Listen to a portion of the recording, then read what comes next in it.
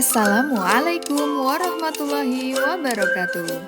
Salam guru penggerak. Ibu bapak guru hebat, pada kesempatan kali ini saya akan memaparkan kegiatan aksi nyata 1.4 tentang budaya positif.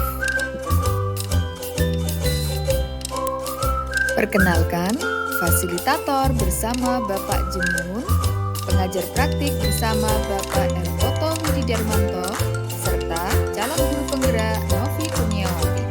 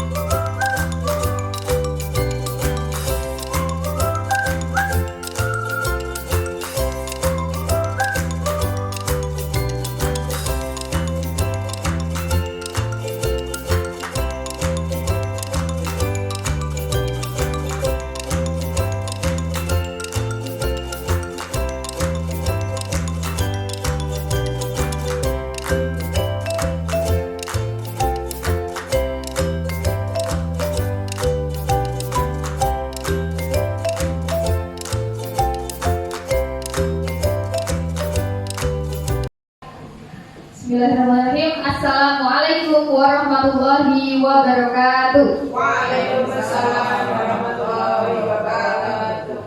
Yang terhormat Bapak Kepala Sekolah SD Negeri Baliharjo, Bapak Sumedi. Yang kami hormati Bapak Ibu Guru, karyawan-karyawati SD Negeri Baliharjo. Alhamdulillahirrahmanirrahim. Puji syukur mari senantiasa kita panjatkan kehadirat Allah Subhanahu wa Ta'ala, Tuhan yang Maha Esa, sehingga kita masih bisa berkumpul di tempat ini dalam acara menyebarkan pemahaman dan penerapan pengalaman budaya positif.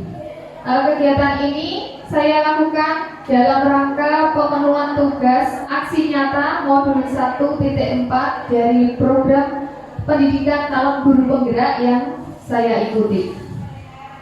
Terima kasih sekali karena Bapak Ibu sudah berkenan meluangkan waktunya untuk menghadiri kegiatan yang akan kita selenggarakan pada hari ini.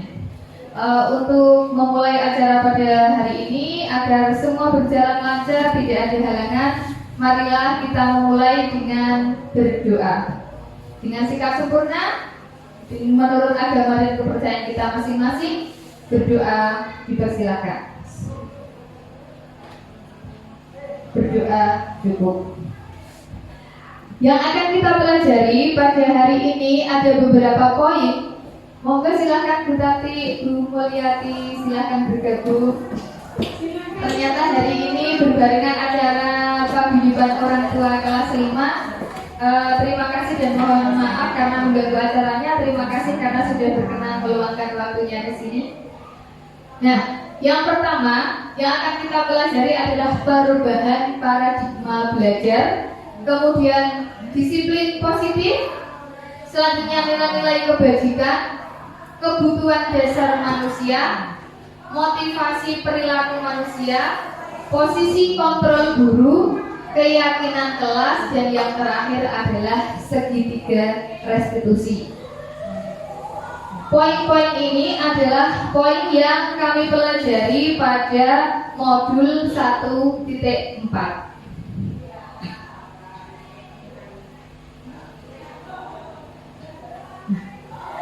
Apa itu pembelajaran dengan paradigma baru? Merupakan pembelajaran yang dirancang berdasarkan prinsip pembelajaran berdiferensiasi, sehingga para peserta didik belajar sesuai kebutuhannya berdasarkan tahap perkembangan untuk mewujudkan profil pelajar Pancasila.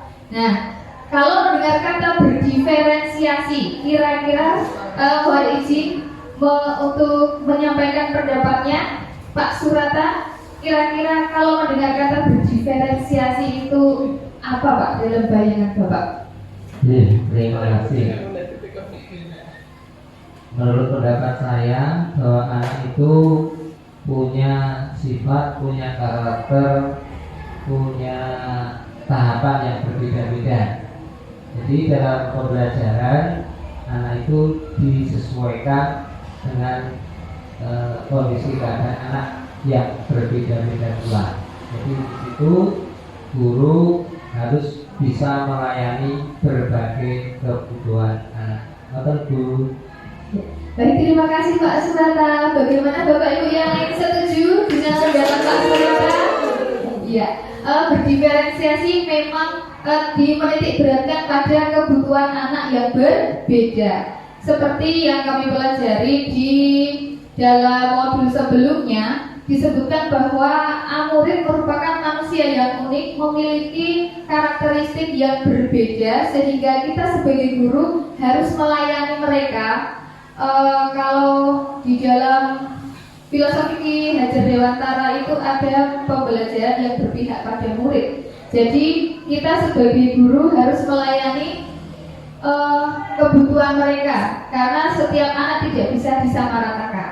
Ada yang mungkin daya belajarnya dengan melihat, ada yang dengan mendengar. Ya, jadi kita harus melayani kebutuhan mereka. Kemudian profil pelajar Pancasila ini seperti yang sudah kita ketahui, ada berapa dimensi Bapak Ibu?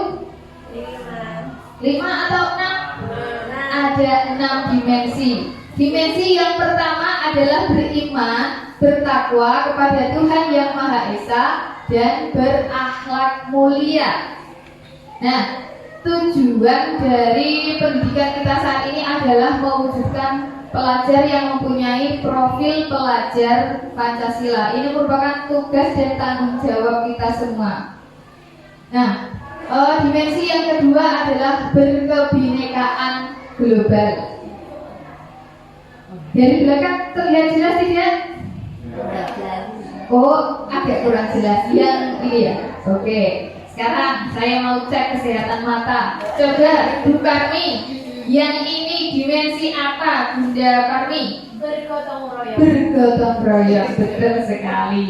Nah, berarti masih top chair. Ya, ini adalah dimensi kreatif. Buat tepuk tangan untuk Paman Sam. Selanjutnya adalah bernalar kritis, dan yang terakhir adalah apa ini? Mandiri. Ya.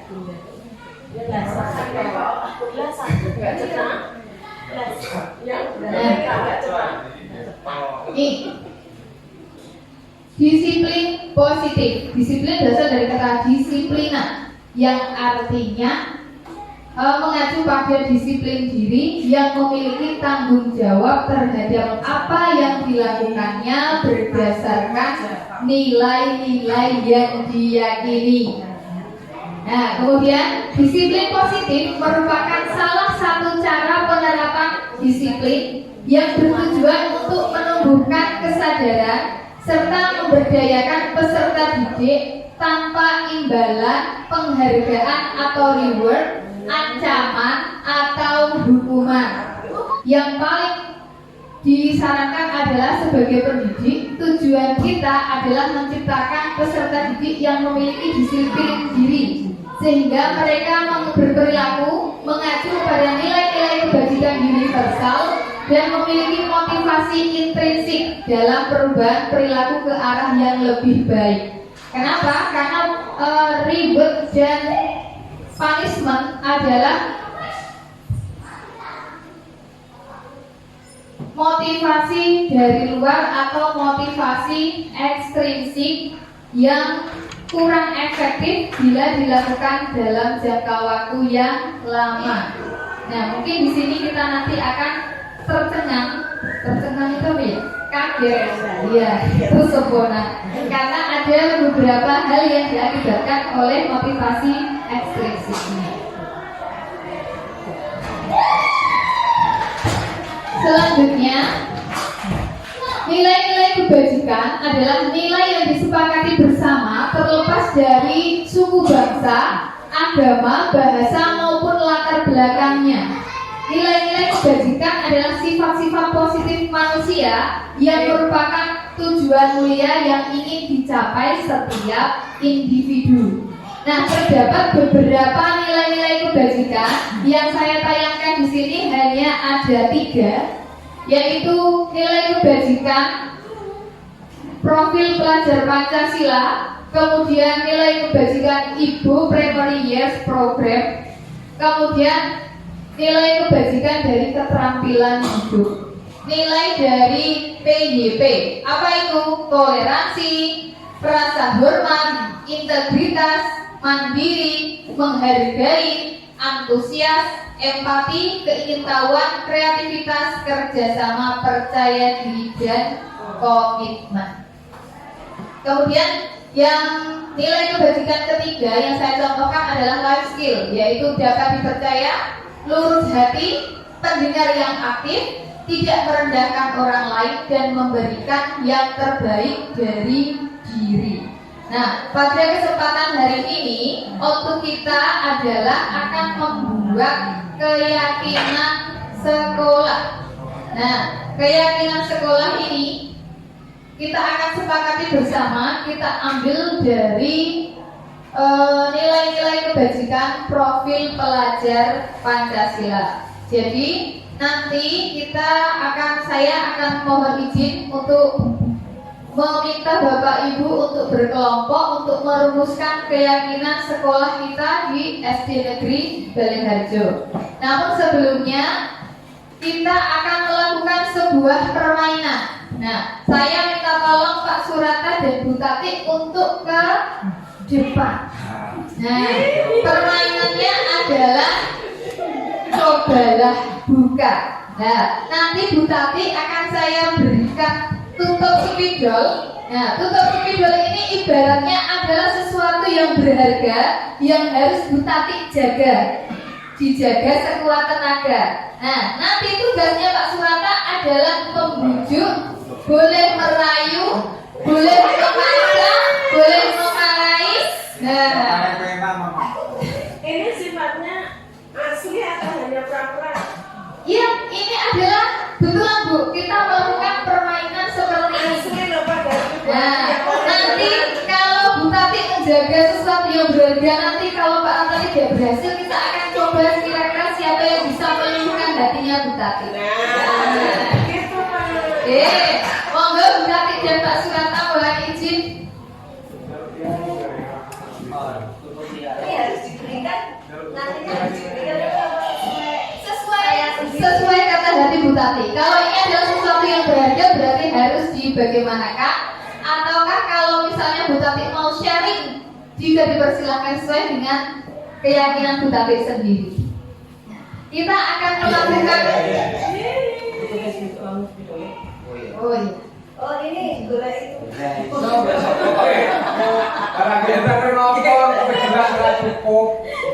Nah, kita akan melihat simulasi dari permainan cobalah buka.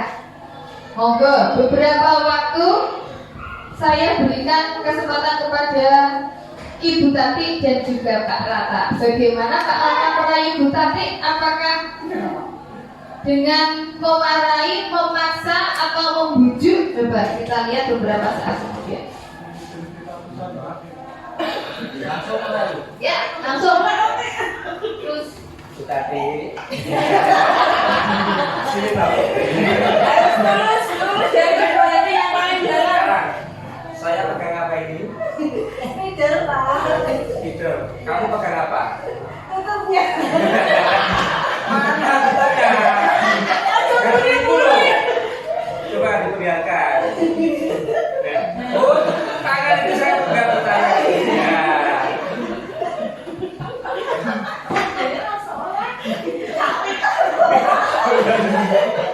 Jangan dikangen. Ini sudah sangat Ini spidol ya? Spidol ya ini bentuknya. Spidol dan bentuk itu harus disambung. Setuju? kita lihat bagaimana upaya dari Pak Rata untuk membujuk Bu Tati. Apakah berhasil ataukah tidak? Kalau spidol spidol ini tidak ada tutupnya, nanti tidak berfungsi, tidak bermanfaat dan tidak berfaedah. Apa yang tegel? Ini menjadi barang yang tidak berguna. Coba lihat. Terima kasih Kak Kota dan durasi. Pak Rata belum berhasil untuk meminta, tapi sudah berhasil meminta Bu Tati untuk membukanya. Ini adalah hebat loh. Kalau kemarin kami melakukan simulasi ini, ada teman kami yang sama sekali kekeh tidak mau membuka. Kenapa? Karena beliau berkeyakinan bahwa yang digenggam itu adalah sesuatu yang berharga. Sesuatu yang berharga itu tidak akan diketok-ketokkan, tidak akan diperlihatkan. Nah, tapi ada teman kami yang lain itu adalah untuk mengajak sharing dan berkolaborasi. Nah, kita lihat di slide selanjutnya. Apakah Anda atau B membuka kepalan tangan Anda? Mengapa? Apa alasan Anda membuka kepalan Anda? Coba Bu Tati. Kira-kira kenapa tadi Bu Tati membuka kepalan tangan? Karena terlanjur membuka tadi sebenarnya tidak mau membuka, tapi karena Pak Tata itu mendekat, akhirnya terbuka lah. Sebenarnya mau tidak membuka lagi. Bapak. Memaksa Memaksa. Terima kasih. Monggo Bapak katuran tinggal.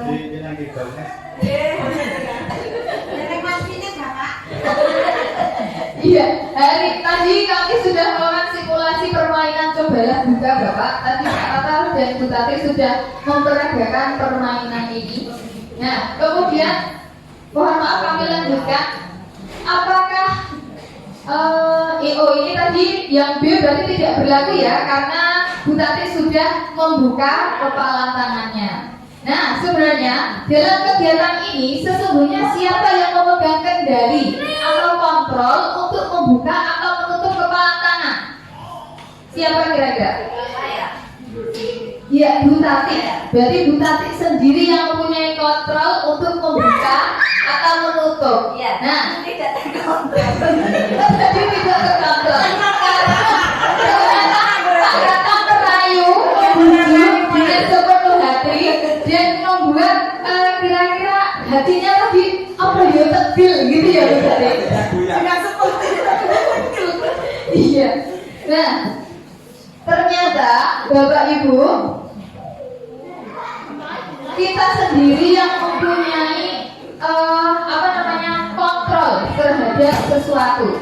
Nah, kita sebut dengan anak murid kita ini, coba kita lihat ini. Ini adalah miskonsepsi tentang teori kontrol.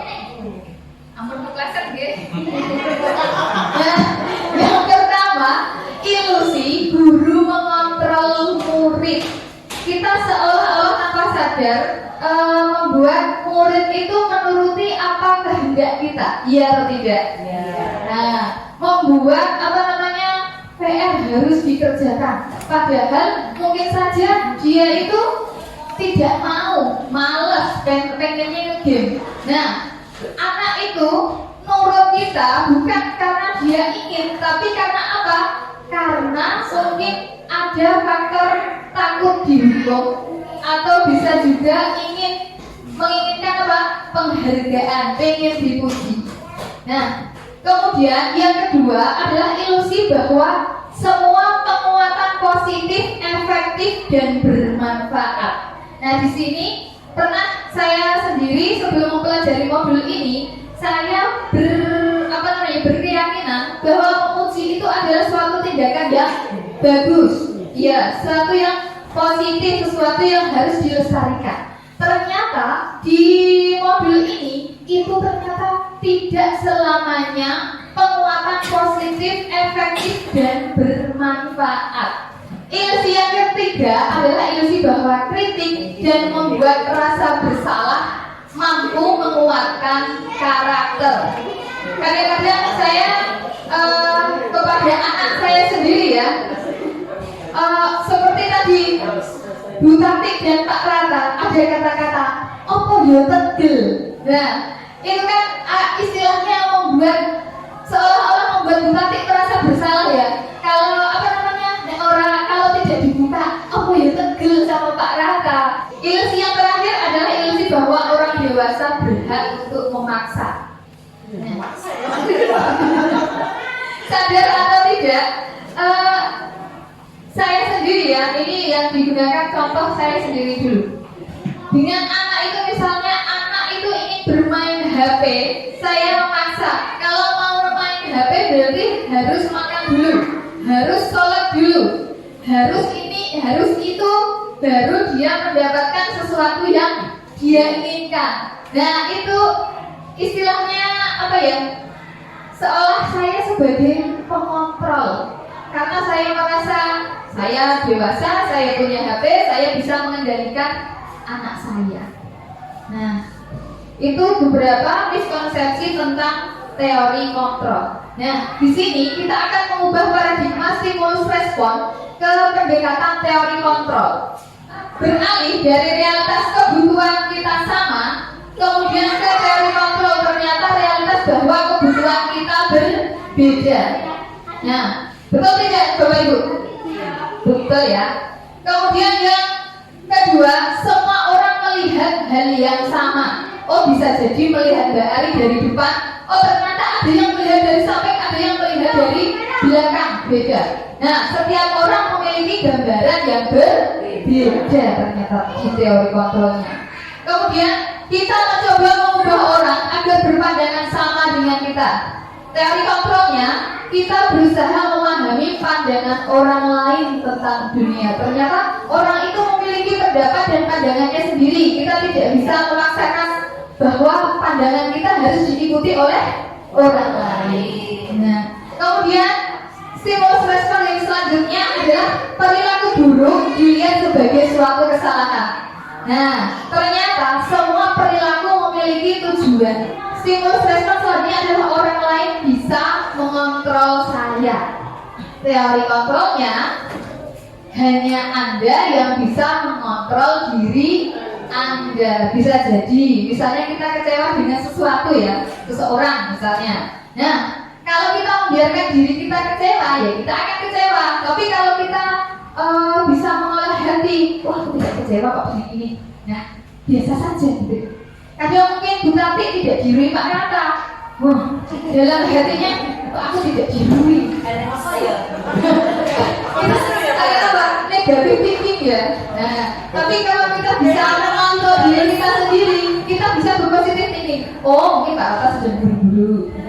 Jadi tidak bisa melihat, dia tidak bisa menyapa. Kok tidur dia kok produk.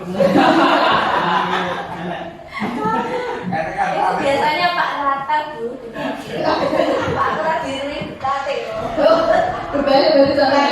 Ada enggak kau? Selanjutnya adalah pemaksaan ada pada saat bujukan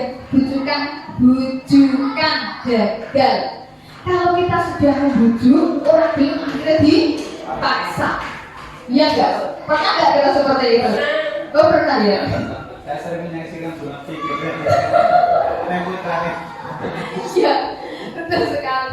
Nah, ternyata teori kontrolnya menyebutkan bahwa kolaborasi dan konsensus menciptakan pilihan-pilihan baru, dan pilihan-pilihan baru itu menciptakan pilihan yang win-win solution. Jadi tidak ada yang dirugikan. Nah, ini ada motivasi perilaku manusia. Ternyata manusia itu dalam berperilaku dipengaruhi oleh 3 faktor ini. Yang pertama adalah untuk menghindari ketidaknyamanan atau hukuman.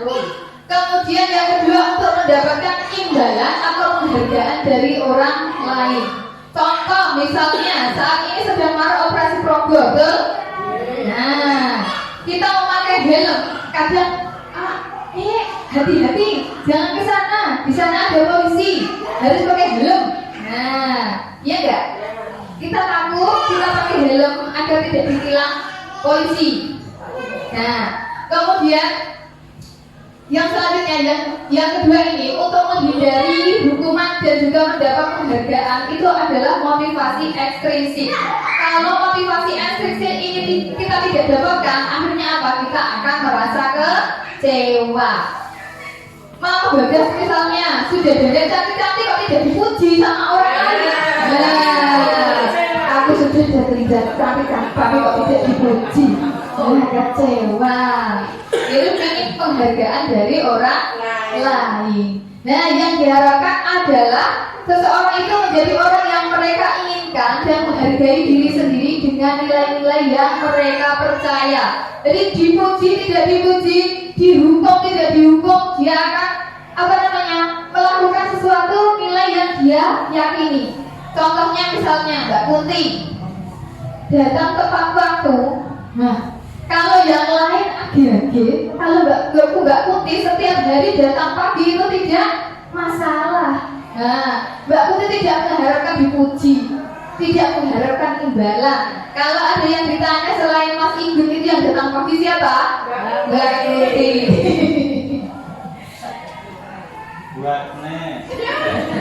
Nah, penghargaan adalah membawa pengaruh jangka pendek dan jangka panjang. Jadi penghargaan efektif jika kita menginginkan seseorang melakukan sesuatu yang kita inginkan dalam jangka waktu yang pendek. Dia akan menuruti kita hanya dalam jangka waktu sebentar. Misalnya kita inginkan anak itu disiplin terus, dia ingin apa? Imbalan. Aku nggak dikasih ini kok, aku nggak mau itu. Aku nggak dikasih ini kok, aku nggak mau itu. Nah, kemudian penghargaan tidak efektif. Jika saya mengharapkan suatu penghargaan dan tidak mendapatkannya, maka saya akan kecewa dan berkecil hati, serta kemungkinan lain kali saya tidak akan berusaha sekeras sebelumnya. Kemudian yang ketiga, ternyata penghargaan itu merusak hubungan. Kenapa? Ketika seseorang dipuji dengan penghargaan atau dipuji di depan orang banyak, maka yang lain akan merasa iri. Dan sebagian dari mereka akan tidak menyukai orang yang diberikan penghargaan tersebut. Nah, kalau dipikir lebih dalam, sepertinya ini benar ya. Merasa seperti itu tidak? Pernah merasa? Sama. Kemudian penghargaan menghukum. Apa maksudnya? Memberikan penghargaan dan hukuman adalah hal yang sama. Karena keduanya mencoba mengendalikan perilaku seseorang. Karena orang pada dasarnya tidak suka dikendalikan. Ini garis bawahnya ya. Orang itu nggak suka dikontrol, nggak suka dikendalikan, nggak suka didikte. Nah, dalam jangka waktu yang lama, penghargaan akan terlihat seperti hukuman. Jika suatu penghargaan diharapkan, namun Anda tidak mendapatkannya, Anda akan merasa seperti dihukum. Seperti ranking 1, ranking 2. Yang ranking 1 menang, yang ranking 2 ini seperti tidak padahal untuk mencapai ranking 2 itu juga sudah suatu perjuangan ya. Nah, ini adalah perbedaan antara hukuman, konsekuensi, dan juga restitusi. Hukuman itu tidak terencana tiba-tiba. Murid tidak tahu apa yang akan terjadi atau tidak dilibatkan. Kemudian bersifat satu arah, berupa hukuman fisik atau psikis. Hukuman fisik misalnya, ada anak yang upacara tidak membawa topi, dihukum ngadeg setelah selesai upacara. Ada yang hukuman psikis, dilok-lokke dengan hukuman verbal. Ini seperti sakit tapi tidak berdarah, nyelengkit gitu ya. Kemudian yang kedua adalah konsekuensi, terencana, disepakati sesuai peraturan.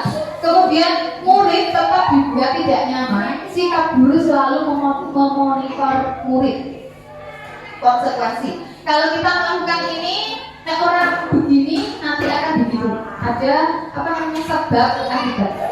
Kemudian yang terakhir adalah restitusi, proses menciptakan kondisi bagi murid untuk memperbaiki kesalahan. Proses kolaboratif yang mengajarkan murid untuk mencari solusi sendiri. Kemudian ke teori selanjutnya adalah kebutuhan dasar manusia. Kebutuhan dasar manusia adalah segala sesuatu yang kita lakukan untuk mendapatkan apa yang kita inginkan. Seluruh tindakan yang kita lakukan memiliki tujuan tertentu dan semua dalam rangka agar kebutuhan dasar kita terpenuhi dengan baik. Nah, setiap manusia ada memiliki kebutuhan dasar. Yang pertama adalah kebutuhan bertahan hidup, misalnya makanan, pakaian, tempat tinggal. Kemudian kebutuhan kasih sayang dan rasa diterima. Kemudian seperti apa? Dipedulikan, ditaruhkan, berbagi. Kemudian kebutuhan yang ketiga adalah penguasaan harga diri, keinginan untuk dianggap. Yang selanjutnya adalah kebutuhan akan kebebasan. Setiap orang itu mandiri, memiliki pilihan. Seperti tadi, tidak mau dikendalikan. Dan yang terakhir adalah kebutuhan akan kesenangan. Setiap orang itu ingin senang. Ada yang senangnya healing, ada yang senangnya jajan. Beda-beda ya untuk memenuhi kebutuhan dasar ini. Nah, selanjutnya ada 5 posisi kontrol kita sebagai guru. Yang pertama adalah sebagai penghukum. Yang kedua, pembuat rasa bersalah. Kemudian posisi kontrol yang ketiga adalah sebagai pemantau, dan yang terakhir adalah manajer. Nah, kita akan lihat contohnya, contoh penerapannya. Ketika siswa tidak memakai atribut lengkap saat upacara bendera, seorang penghukum akan memberikan hukuman hormat pada bendera selama 1 jam. Nah, ini tidak ada kesepakatan sebelumnya langsung serta-merta, anak tidak dilibatkan. Kemudian yang kedua ada posisi pembuat rasa bersalah, misalnya dengan kalimat, berapa kali ibu bapak harus memberitahu kamu, kamu selalu saja mengecewakan ibu bapak. Kalau kita diberikan perkataan seperti ini, hati kita seolah-olah merasa bersalah. Kemudian yang selanjutnya adalah teman. Ayo dong, ikuti aturan sekolah, tolong bantu ibu bapak ya. Sekali ini ya sudah, tidak apa-apa. Lain kali jangan sampai berbuat seperti ini lagi ya. Nah, ini seolah-olah enak, seperti teman. Nah, yang keempat adalah posisi pemantau. Kamu sudah melanggar peraturan sekolah, kamu tahu konsekuensinya. Setelah upacara, kamu berikan bukunya ke koperasi dan jangan diulangi lagi. Ini tidak ada emosi ya. Kalau yang di posisi itu masih melibatkan hati, masih melibatkan emosi. Nah, yang terakhir adalah posisi manajer. Ini yang paling ideal, yang diharapkan kita sebagai guru adalah berada di posisi ini. Apa itu? Dengan menggunakan kata-kata, apakah kamu tahu kesalahanmu? Kira-kira bagaimana kamu memperbaiki kesalahanmu? Seolah-olah kita mengajak anak itu berdiskusi dan mencari solusi. Kita tidak memberikan solusi, tapi anak diajak mikir sendiri dan kita memberikan penguatan. Nah, coba saya ingin cek pemahaman kita. Apa rencanamu untuk menyelesaikan masalah ini?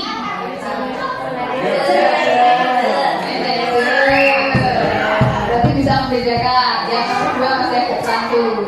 Oke, ayolah lakukan ini demi bapak ibu ya. Nah, kemudian selanjutnya adalah keyakinan kelas. Mengapa keyakinan kelas? Mengapa bukan peraturan kelas? Apa bedanya keyakinan dengan peraturan? Coba, ada yang ingin berpendapat? Peraturan bagaimana Mbak Tuti? Kalau peraturan dibuat bersama-sama, maka ya Peraturan dibuat bersama-sama, dibuat dari guru mungkin. Kalau keyakinan itu dengan diskusi bersama. dengan diskusi bersama. Bagaimana Bapak Ibu guru yang lain? Ada pendapat lain? Nah, ada yang menjelaskan bahwa peraturan itu untuk mengikat. Biasanya dilarang membuang sampah, dilarang berbicara kotor. Nah, tapi kalau keyakinan itu adalah sesuatu yang positif. Tidak ada kata-kata dilarang, Nah, sesuatu yang positif, sesuatu seperti betul yang dikatakan Mbak Putri tadi, didiskusikan bersama, kemudian keyakinan itu disepakati dan dilaksanakan dengan bertanggung jawab. Nah, ini adalah pembentukan keyakinan kelas. Keyakinan kelas itu bersifat abstrak, berupa pernyataan universal, juga dalam pernyataan positif ya, jadi tidak ada kata larangan, tidak dilarang, itu tidak ada di sini. Kemudian keyakinan kelasnya dibuat sedikit saja agar mudah diingat dan sesuai dengan kondisi kelas atau sekolah sehingga mudah diterapkan. Dan semua warga kelas atau warga sekolah saat membuat keyakinan itu dilibatkan. Jadi tidak guru yang mendikte, tapi baik guru maupun anak-anak saling berdiskusi sehingga terjadi keyakinan kelas seperti itu. Nah, keyakinan kelas ini kita akan tetap menjadi keyakinan sekolah seperti yang saya sampaikan di depan. Kira-kira nanti saya akan minta tolong Bapak Ibu guru untuk berkelompok untuk membuat keyakinan kelas sesuai dengan nilai kebajikan profil pelajar Pancasila. Nah, nilai-nilai keyakinan ini kita akan gunakan nanti dalam segitiga restitusi. Bapak Ibu pernah mendengar apa itu segitiga restitusi? Seperti yang tadi di depan, restitusi itu adalah membuat solusi bersama. Anak itu membuat solusi sendiri, guru hanya sebagai istilahnya manajer ya yang mengarahkan. Nah, segitiga restitusi adalah suatu proses dialog yang dijalankan oleh guru agar dapat menghasilkan murid yang mandiri dan bertanggung jawab. Namanya saja segitiga, berarti ada berapa sisi? Ada 3 sisi. Nah, dalam pelaksanaannya segitiga ini harus dilaksanakan seluruhnya. Nah, tahapan yang pertama adalah menstabilkan identitas, kemudian validasi tindakan yang salah, dan yang terakhir adalah menanyakan keyakinan. Nah, keyakinan sekolah yang akan kita ini kita akan gunakan untuk di sini. Jadi nanti kira-kira anak melakukan suatu kesalahan atau suatu tindakan, kira-kira kita tetap bisa menanyakan keyakinan apa yang dia langgar. Nah, agar lebih jelasnya, tahapan yang pertama adalah menstabilkan identitas. Berdasarkan prinsip membuat kesalahan adalah bagian dari proses pembelajaran. Ini sesuai bahwa tidak ada manusia yang sempurna ya. Jadi setiap manusia bisa berbuat kesalahan dan sehingga itu distabilkan.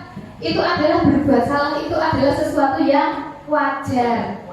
Kita tidak bisa langsung menghukum anak dengan menggunakan kata-kata yang kurang bijak ya. Nah, kita bisa mengatakan dengan ibu bapak juga pernah melakukan salah itu. Kemudian ibu bapak tidak akan mencari kesalahan atau tidak akan mencari siapa yang salah, tapi akan mencari solusi. Iya, yang akan dicari adalah solusi. Gimana solusi? Nah, tindakan atau tahap yang kedua adalah validasi tindakan. Validasi tindakan yang salah. Kita menanyakan alasan. Jadi kamu pasti punya alasan mengapa melakukan hal itu. Jadi kita tidak serta-merta menghakimi. Misalnya Pak Sam telat, Pak Sam telat. Nah, tapi kita tanya, ternyata setiap perilaku tadi ada tujuannya ya. Nah, sehingga kita tanyakan dulu alasannya, kita dengarkan dulu penjelasannya.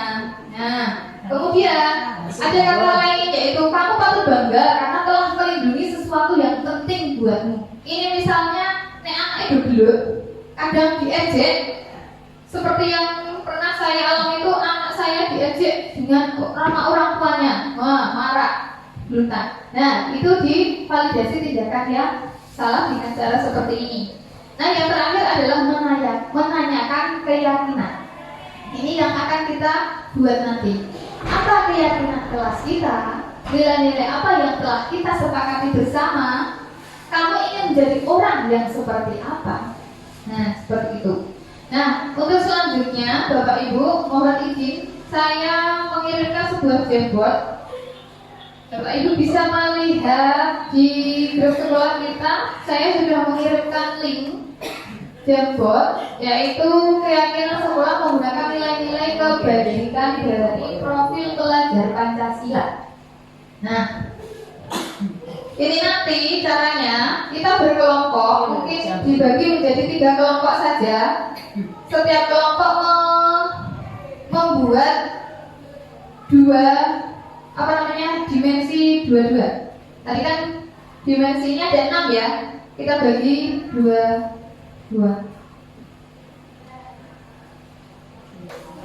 Mungkin berdasarkan teman saja atau bagaimana? Berdasarkan teman duduk garis sini saja ya. Nomor 1, 2, 3. Pemantau.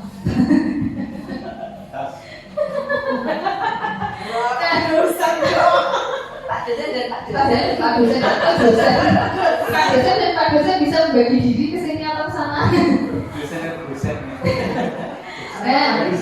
Apakah Bapak Ibu sudah bisa membuka link yang sudah saya berikan? Belum? Ya, Bapak dibuka.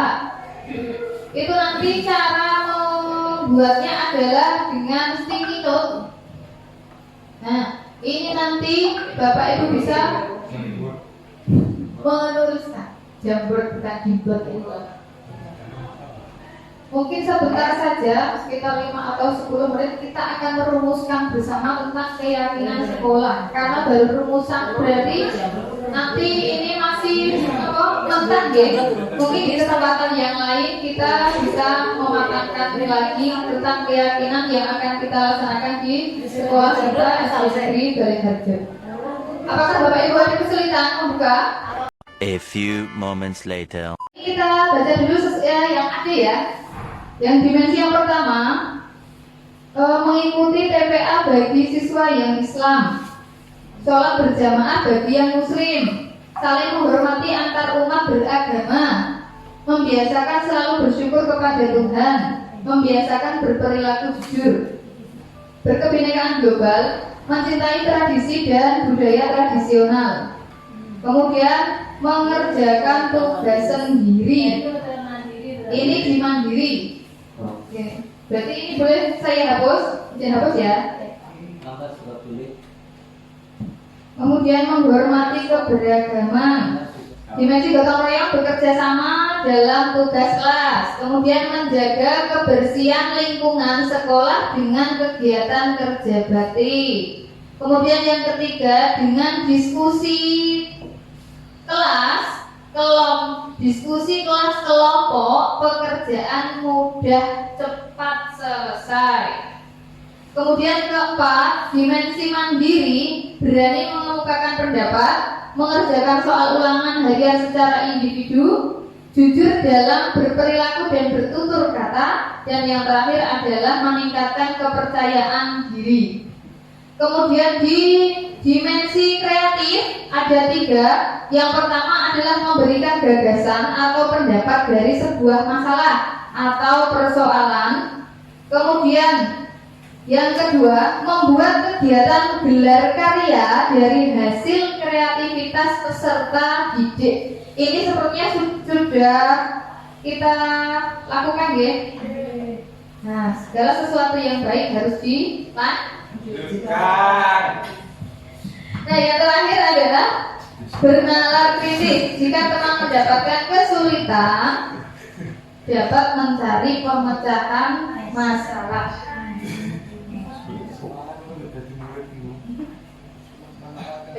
Nah, Aslinya rada gember. ini adalah rumusan yang sudah kita diskusikan bersama. Mungkin untuk finalnya kita akan berikan waktu tersendiri ya, karena sudah ya. Nah, sedikit ini adalah praktek saat melakukan segitiga restitusi. Ini adalah demonstrasi konteks, tugas demonstrasi kontekstual yang sederhana. Ini sing cilik ya. Selamat itu pasti akan baik atau tidak baik. Ketika tidak baik itu Nemo polisi. Nah, terlambat itu adalah Ini mungkin Bapak Ibu kalau memerankan ini bisa lebih bagus lagi ya. Masih pernah melakukan kesalahan. Tapi juga Nah, ini adalah menstabilkan identitas. Nah, di sini saya juga aku coba kita lihat dulu dari mulai tersebut. Salah kemintel-mintel. Nah, sekarang bagaimana caranya agar Mbak Tika Nah, ini anak diajak mencari solusi sendiri. Mungkin pada praktiknya lebih kompleks daripada ini ya. Ini hanya sebuah contoh. Contoh itu biasanya yang mudah juga. Ya, mencari.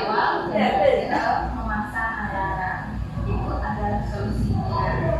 Mbak Tika mau melakukan itu kapan? Lalu Mbak Tika menjadi anak yang lebih disiplin. Ya, Mbak Tika katanya menjadi pelajar yang lebih sukses. Oke, Mbak Tika, setuju? Oh. Iya. Ini menandakan bahwa kita sudah sampai di penutup Bapak Ibu. Ini sebuah quote dari George Bernard Shaw. Kemajuan tidak mungkin dicapai tanpa perubahan, dan mereka yang tidak dapat berubah pikiran tidak dapat mengubah apapun. Ini sedikit yang dapat saya sampaikan. Terima kasih sekali atas waktu dan atensinya. Semoga yang sedikit ini bisa bermanfaat, membawa kemajuan bagi sekolah kita SD Negeri Badanharjo.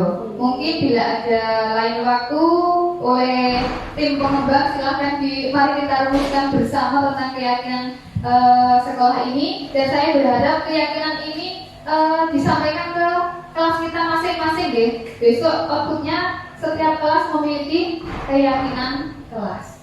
Mungkin demikian yang dapat saya sampaikan. Dahar kopat kuahipun santen kakak lepat nyuwun pangapunten. Wassalamualaikum warahmatullahi wabarakatuh. Waalaikumsalam warahmatullahi wabarakatuh.